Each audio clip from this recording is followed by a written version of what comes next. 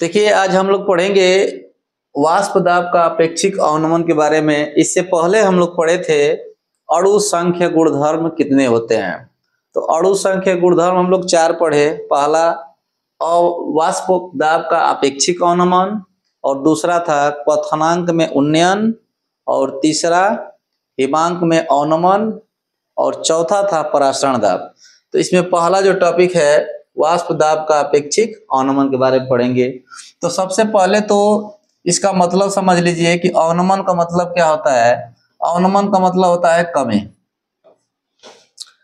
और अपेक्षिक का मतलब संबंध होता है। ठीक, इन शब्दों का अर्थ समझिए। उसके बाद वाष्प दाब यानी कि वाष्प द्वारा जो दाब, द्रव का जो वाष्प होता है उसका दाब जो है किसी सतह पर लगाया जाता है। वाष्प के द्वारा जो दाब लगता है वही वाष्प दाब कहलाता है। तो वाष्प दाब का अपेक्षिक अवनमन होता क्या है। सबसे पहले हम लोग एक विलायक लेते हैं, और उस विलायक का वाष्प दाब जो होता है, जो भी होता है वाष्प दाब, उसमें अगर अवाष्पशील विलेय को मिला देंगे, और अवाष्पशील विलेय को मिलाने पर विलयन प्राप्त हो जाता है। जैसे ही अवाष्पशील विलेय को मिलाएंगे तो उसके वाष्प दाब में, किसके, विलायक के वाष्प दाब में क्या हो जाएगी, कमी हो जाएगी। तो कमी होने के कारण वह क्या कहलाएगा, वाष्प दाब का अपेक्षिक अवनमन। जैसे मान लीजिए एग्जाम्पल के थ्रू हम लोग देखते हैं कि एक आपका विलायक ले लेते हैं जो जल है, और जल एक शुद्ध विलायक है, क्योंकि जो भी सिंगल पदार्थ होता है वह शुद्ध पदार्थ होता है। ठीक, तो जल एक शुद्ध पदार्थ है इसलिए, और यहाँ विलायक है तो शुद्ध विलायक कहेंगे। जल एक आपका क्या है, शुद्ध विलायक। और इस विलायक में जैसे ही हम लोग अवाष्पशील विलेय, यानी कि ये है आपका अवाष्पशील विलेय, मान लीजिए पदार्थ है नमक, इसको जैसे ही इस विलायक में डाल करके एक विलयन बनाते हैं। मान लीजिए बन गया आपका विलयन, ये आपका विलयन बन गया। तो इसका जो वाष्प दाब होगा, इसका दाब इस विलयन यानी कि शुद्ध विलायक का जो वाष्प दाब होगा इस विलयन से अधिक होगा। यानी कि पहले वाष्प दाब कुछ और था, और जैसे ही अवाष्पशील विलेय को मिलाए तो उसके वाष्प दाब में क्या हो जाएगा, कमी हो जाएगा। क्यों, कैसे कमी होगा। जैसे मान लीजिए कि द्रव के जो कण हैं, जैसे ही अवाष्पशील विलेय में यानी कि नमक को मिलाएंगे तो इसके कण जाकर के इसके खाली जगह में भर जाएंगे। तो इस जितने तेजी से गति कर रहे थे इसके कण, उसके कणों की गति में कमी आ जाएगी, यानी कि गति घट जाएगी। और गति घटने के कारण वाष्प दाब कम लगेगा। तो यहाँ विलयन बन गया, यानी कि यहाँ इसका वाष्प दाब इस जल के अपेक्षा कम हो जाएगा, यानी कि वाष्प दाब में कमी हो जाएगी। तो यही वाष्प दाब में कमी कहलाता है वाष्प दाब का अपेक्षिक अवनमन। तो इसको हम लोग लिखेंगे। लिखने से पहले हम लोग समझेंगे कि जो शुद्ध विलायक होता है इसको हम लोग दर्शाते हैं P0 से। ठीक, और विलयन का जो वाष्प दाब होता है उसको PS से दर्शाते हैं। ठीक, तो इसको आप लोग जो है ध्यान दीजिएगा। जैसे डेफिनेशन लिखेंगे तो इसको संकेत के माध्यम से हम लिखेंगे। देखिए आगे हम लोग इसका डेफिनेशन लिखेंगे कि वाष्प दाब का अपेक्षिक अवनमन क्या होता है। किसी विलायक में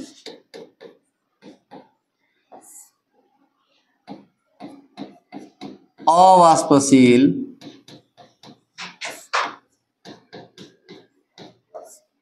विलेय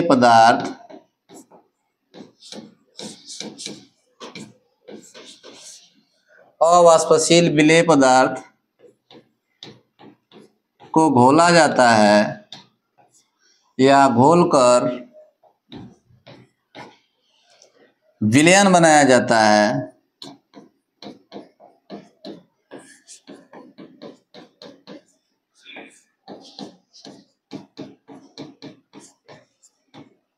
तो उसमें होने वाली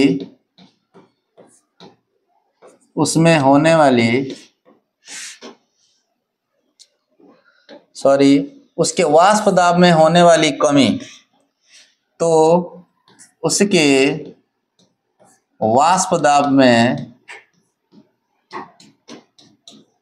होने वाले कमी को वाष्प दाब का आपेक्षिक अवनमन कहते हैं।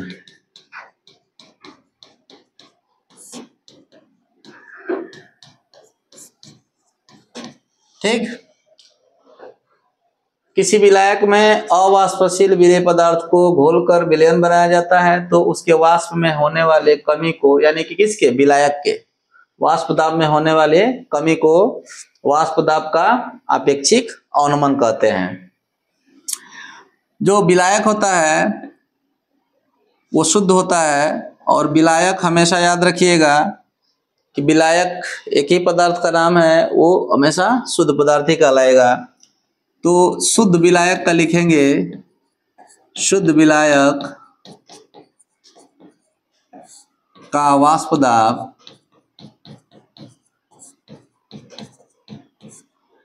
को दर्शाते हैं P0 से। ठीक, उसके बाद वाष्प दाब में जो कमी होता है, कमी को अवनमन लिख सकते हैं। देखिए अवनमन यानी कमी, वाष्प दाब में अवनमन लिखिए चाहे कमी, अवनमन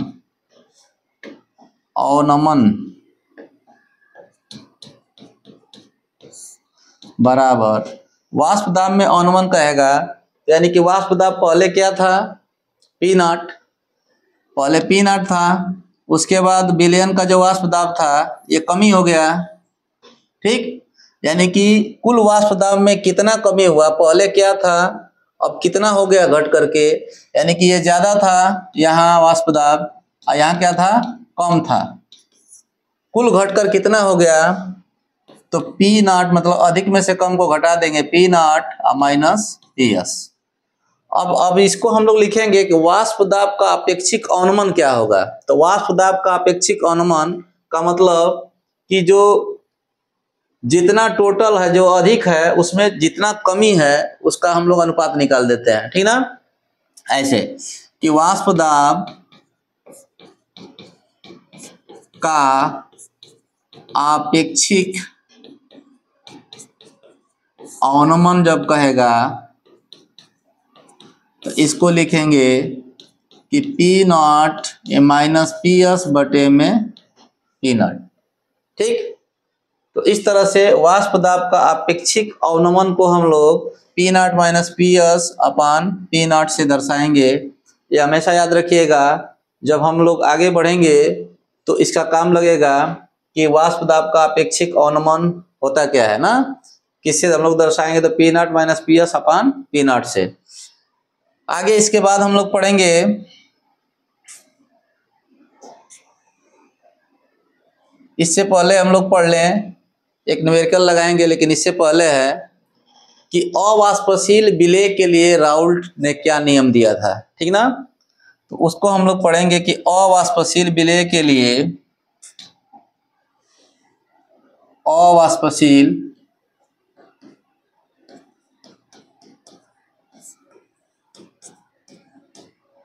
विलेय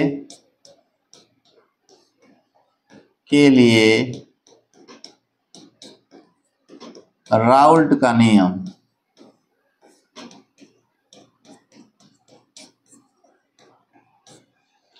अवाष्पशील विलेय के लिए राउल्ट ने क्या नियम दिया, इन्होंने बताया कि जैसे ही किसी विलायक में हम लोग अवाष्पशील विलेय को मिलाते हैं तो उसका जो मोल प्रभाज होता है और वाष्प दाब का अपेक्षिक अवनमन दोनों बराबर हो जाते हैं।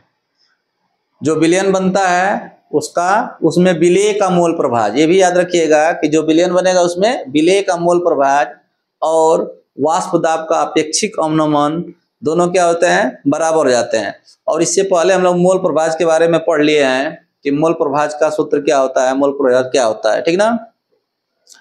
देखिए, तो इन्होंने नियम जो दिया वो था कि किसी विलायक में, या लिखेंगे यदि किसी विलायक में अवाष्पशील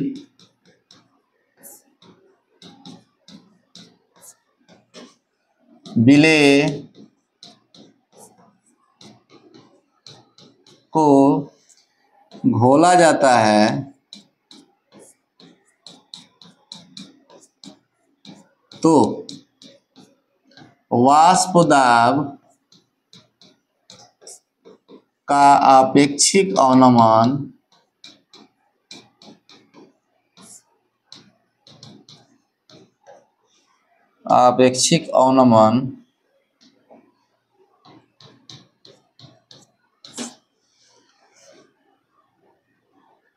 मोल प्रभाज के, किसके मोल प्रभाज, विलेय के मोल प्रभाज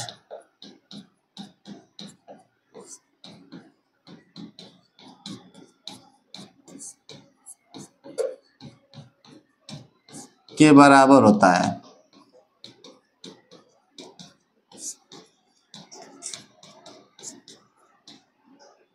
ठीक, अब इस नियम को हम लोग एक फार्मूला के तहत लिख लेंगे। पहले कहा कि वाष्प दाब का अपेक्षिक अनुमान, जो हम पहले लिख चुके हैं, क्या था कि P0 माइनस PS, इसको थोड़ा कलर चेंज कर देते हैं, P0 माइनस PS बटे में P0। देखिए, इसको बार बार बता रहा है कि P0 जो है शुद्ध विलायक का वाष्प दाब है, और PS क्या है, विलयन का वाष्प दाब, और P0 ये भी क्या है, शुद्ध विलायक का वाष्प दाब, और इनका अनुपात है वाष्प दाब का अपेक्षिक अवनमन। ये पूरा क्या है, वाष्प दाब का अपेक्षिक अवनमन। अब इसके बराबर कह रहा है कि जो विलेय का मोल प्रभाज है इसके बराबर होता है। तो विलेय का मोल प्रभाज क्या होता है, हम लोग पढ़े हैं कि XB बराबर NB बटा में Na प्लस NB, ये होता है विलेय का मोल प्रभाज। यानी कि ये टोटल जो है XB जो होता है ये विलेय का मोल प्रभाज कहलाता है, और इसके बराबर ये आपका फॉर्मूला लग जाता है। ठीक, तो यहाँ हम लोग लिख सकते हैं XB, और XB बराबर होता है NB बटा में Na प्लस NB। तो P0 माइनस PS बटे में P0 बराबर होता है, अब इसकी जगह रख देंगे NB बटे में Na प्लस NB। इसके बारे में जानिए किसको क्या कहते हैं, यहाँ लिख देते हैं कि P0 को कहते हैं शुद्ध विलायक का वाष्प दाब, और PS को बोलते हैं विलयन का वाष्प दाब।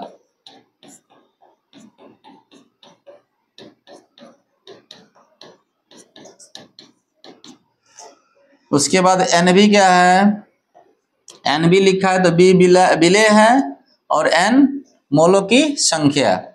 तो NB को टोटल हम लोग बोल सकते हैं विलेय के मोलों की संख्या, विलेय के मोलों की संख्या। और Na क्या है, तो A है विलायक, N मोलों की संख्या, दोनों को मिला के बोलेंगे विलायक के मोलों की संख्या। ठीक, अब देखिए विलेय की मोलों की संख्या और विलायक के मोलों की संख्या का भी एक फॉर्मूला होता है। जैसे यहां देख लेते हैं, NB बराबर होता है, यानी कि विलेय की मोलों की संख्या बराबर होता है विलेय का भार बटा में विलेय का अणुभार।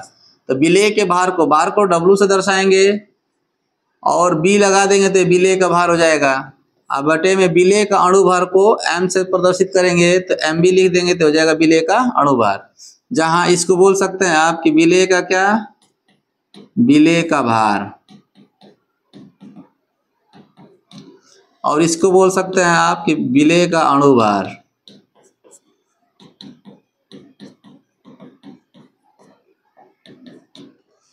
उसी तरह से Na बराबर निकल जाएगा आपका WA बटा में Ma, मतलब कि विलायक का A है विलायक, तो विलायक का भार हो जाएगा ये विलायक का अणुभार। तो इसको भी आप लिख सकते हैं कि विलायक का भार है ये विलायक का अणुभार। तो यहाँ Nb की जगह रख सकते हैं WB बटा Mb। तो यहाँ लिख सकते हैं WB बटे में Mb, Nb की जगह। लेकिन एक चीज इसमें जानेंगे हम लोग कि जो Na प्लस Nb लिखा है, तो Nb यानी विलायक है, विलायक की मूलक संख्या। तो जो विलायक है विलेय से यहाँ यानी कि Na से बहुत ज्यादा होगा, अधिकतम होगा Nb का मान, यानी विलायक की मूलक संख्या। यानी यह जो Na का मान होगा 9 के बराबर होगा। क्यों? क्योंकि जो भी विलयन बनेगा तनु बनेगा, और ये जो है तनु विलयन पर जो है काम करता है नियम इसका, ठीक। तो तनु विलयन बनेगा तो विलेय जो है वो 9 के बराबर होगा, यानी कि Na का मान यहाँ 0 हो जाएगा, यानी बचेगा क्या क्या नहीं Nb का मान, सॉरी यहाँ जो है Nb कम हो जाएगा किससे, Na से 9 के बराबर। Nb का मान जो है छोटा हो जाएगा किससे, Na के मान से, अधिकतम छोटा है, यानी कि यह Nb बराबर हम लोग 0 रख सकते हैं, ठीक। कहाँ, हर में, या इसको ऐसे भी लिख सकते हैं कि Na प्लस Nb बराबर Na। क्यों? क्योंकि यहाँ Nb जो है, Nb का मतलब विलेय की मोलों की संख्या जो है विलायक की मोलों की संख्या से एकदम कम 9 के बराबर होगी, इसलिए Na प्लस Nb बराबर हम लोग क्या रख सकते हैं, Na। यानी कि यहाँ हम लोग रख सकते हैं Na प्लस Nb की जगह Na रख सकते हैं। तो यहाँ Na का मान निकाल चुके हैं हम, WA बटा Ma। तो लिख देंगे, ये तो पहले है WB बटा में MB, और बटे में हो जाएगा WA बटे MA, ठीक। तो ये हो गया आपका P0 माइनस PS बटे में P0 का ये फार्मूला, ठीक। इस पे हम लोग एक न्यूमेरिकल करेंगे, एक सवाल लगाएंगे इस फार्मूला पे, ठीक। देखते हैं वो सवाल है, देखिए कह रहा है कि किसी ताप पर एक विलायक का वाष्प दाब। देखिए न्यूमेरिकल जो भी दिया हो तो सबसे पहले जो जो चीज जिसका समान दिया है उसको हम लोग रख लेते हैं, फिर अपना फार्मूला देखते हैं कौन सा फार्मूला लगेगा, उस फार्मूला पे लगाते हैं।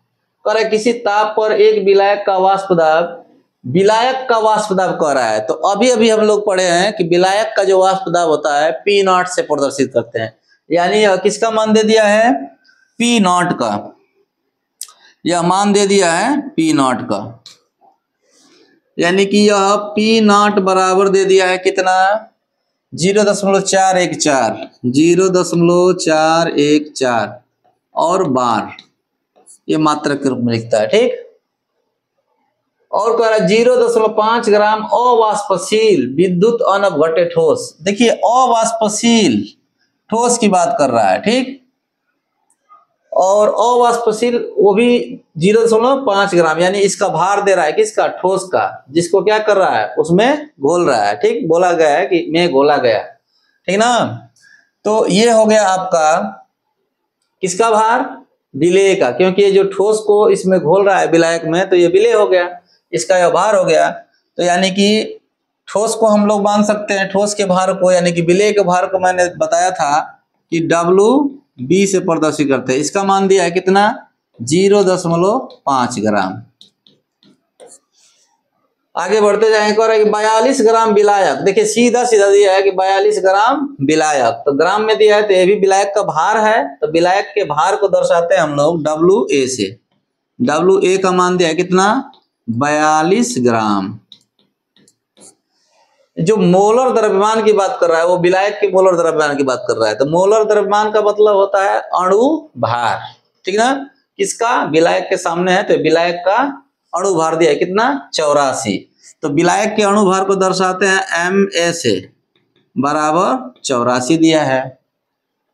प्राप्त विलयन का वाष्प दाब, देखिए जो विलयन है उसका वाष्प दाब हम लोग PS से प्रदर्शित करते हैं। PS का मान है कितना 0.414 बार पाया गया। तो ठोस के मोलर, ठोस मतलब ये विलेय है, मोलर द्रव्यमान का मतलब अणुभार कह रहा है, यानी कि विलेय का अणुभार। ठोस के मोलर द्रव्यमान का मतलब ये विलेय है और मोलर द्रव्यमान यानी अणुभार। विलेय का अणुभार ज्ञात कीजिए कह रहा है ना, विलेय के अणुभार की गणना कीजिए। तो विलेय के अणुभार को दर्शाते हैं MB से, यानी MB का मान पूछ रहा है। ठीक, तो सीधा सीधा हम लोग जो है फॉर्मूला लिखे हैं कि P0 माइनस PS अपान P0 बराबर, देखिए लिखते हैं फॉर्मूला को कि P0 माइनस PS बटे P0 बराबर फॉर्मूला है WB बटा में WB बटा MB बटे में WA बटा में MA। एकदम यही फार्मूला हम लोग अभी अभी लिखे हैं। उसके बाद मान भरेंगे जिसका जिसका दिया है। P0 का मान दिया 0.414, तो यहाँ रख देंगे 0.414 माइनस PS का मान दिया है 0.416 दिया है, इसको 6 बना लेते हैं, 416 माइनस, देखिए PS का मान दिया 0.414, तो यहाँ 0.414 रख देते हैं बटे में आपका कर रहा है P0, तो फिर रखेंगे 0.416 बराबर में WB का मान है 0.5 बटे में MB का मान है, नहीं दिया MB का मान, रहने दीजिए इसी तरह MB को, बटे में फिर WA का मान दिया है 42 ग्राम, तो यहाँ 42 लिख देंगे। MA का मान दिया है कितना 84, तो 84 रख देंगे। ठीक, अब इसको सॉल्व करेंगे। पहले हम लोग 0.416 में से 0.414 घटाएंगे तो मान आएगा क्या हम लोगों का, 4 जाएगा 6 में से तो 2, 4 6 में से जाएगा तो लिखेंगे 2, उसके बाद 1 में से जाएगा तो 0, फिर 4 में जाएगा 0, फिर पॉइंट है यहाँ 0, बटे में क्या है 0.416 है, और बराबर में देखिए 42 से इसको कटा देंगे 2 बार में। ठीक, और इस 2 का ऊपर यहाँ जाके गुणा हो जाएगा, तो 2 5 10, यानी 1 अंक पे दशमलव लगाएंगे तो 1.0। अब बटे में क्या बच गया MB। उसके बाद देखिए ये भी 3 अंक पे दशमलव, नीचे भी 3 अंक पे दशमलव, दशमलव खत्म, बचा आपका ऊपर कितना 2, अब बटे में क्या है 416 बराबर है 1 बटे कितना MB। तिर्यक गुणा कर देंगे ऐसे, तो यहाँ हो जाएगा 2MB बराबर हो जाएगा, इसका 416 का 1 में गुणा करेंगे तो 416, फिर 2 को पक्षांतर कर देंगे तो MB बराबर हो जाएगा 416 बटे कितना 2, हटा देंगे तो MB बराबर हो जाएगा 2 दूना 4 और 2 8 16, यानी 208। किसका, ठोस के मोलर द्रव्यमान की गणना कीजिए कह रहा है, तो अतः लिख देंगे, अतः ठोस के मोलर द्रव्यमान